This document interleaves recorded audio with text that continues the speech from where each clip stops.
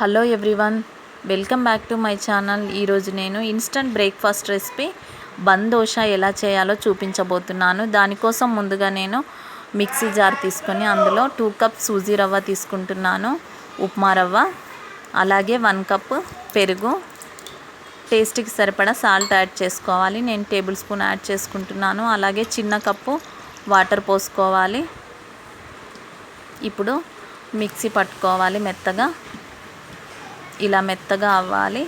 ఇప్పుడు వేరే బౌల్లోకి షిఫ్ట్ చేసుకోవాలి మనం మిక్సీ పట్టుకున్న దాన్ని.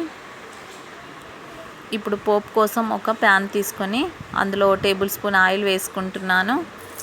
ఆయిల్ వేడయ్యాక చిటికెడు ఇంగువ వేసుకుంటున్నాను. అలాగే అందులోనే ఒక టేబుల్ స్పూన్ ఆవాలు, జీలకర్ర, 2 టేబుల్ స్పూన్ల మినపప్పు వేసుకుంటున్నాను. సన్నగా తరిగిన పచ్చిమిరపకాయ ఒకటి వేసుకుంటున్నాను.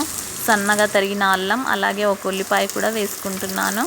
మీడియం ఫ్లేమ్లోనే వేయించుకోవాలి. ఉల్లిపాయలు మరి బ్రౌన్ కలర్ రానవసరం లేదు, కొంచెం సాఫ్ట్గా అయితే సరిపోతుంది. అలాగే కొంచెం కరివేపాకు కూడా వేసుకుంటున్నాను. ఇప్పుడు ఉల్లిపాయలు సాఫ్ట్గా అయ్యేంత వరకు కలుపుతూ ఉండి స్టవ్ ఆఫ్ చేసుకుంటే అంతే అండి. ఇప్పుడు మనం పోపు పెట్టుకున్న దాన్ని ఇప్పుడు మిక్సీ పట్టుకున్న దాంట్లో వేసుకోవాలి. ఇలా అంతా వేసుకొని అందులోనే చిటికెడు నేను బేకింగ్ సోడా వేస్తున్నాను. అలాగే టేస్ట్కి సరిపడా సాల్ట్, కొంచెం కొత్తిమీర వేసుకొని మొత్తం మిక్స్ చేసుకోవాలి. ఇప్పుడు మనం పోపు పెట్టుకున్న ప్యాన్ తీసుకొని కొంచెం ఆయిల్ వేసుకొని గరిటెతో ఇలా వేసుకోవాలి. ఇదిగో వెనుక వైపు తిప్పుకోవాలి. అంతే అండి. ఇదిగో బ్రౌన్ కలర్ వచ్చింది కదా. మన బన్ దోశ ఇంతే అండి. చాలా సింపుల్గా చేసుకోవచ్చు. ఫ్లఫీగా, సాఫ్ట్గా చాలా బాగుంటుంది. వంట సోడా ఆప్షనల్ అండి, మీకు నచ్చితే వేసుకోవచ్చు. వంట సోడా యాడ్ చేయడం వల్ల ఫ్లఫీగా వస్తాయి. అలాగే మనం బన్ దోశలన్నీ ఒక్కొక్కటిగా ఇలా ప్రిపేర్ చేసుకోవాలి ఆయిల్ వేసుకుంటూ. చాలా బాగుంటాయండి. పెరుగు పులిసినదైతే ఇంకా చాలా బాగుంటుంది, పుల్లగా ఉంటే.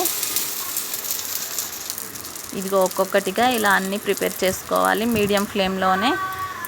చాలా సింపుల్గా, ఈజీగా చేసుకోవచ్చు. ఇప్పుడు చట్నీ ప్రిపేర్ చేసుకుందాము.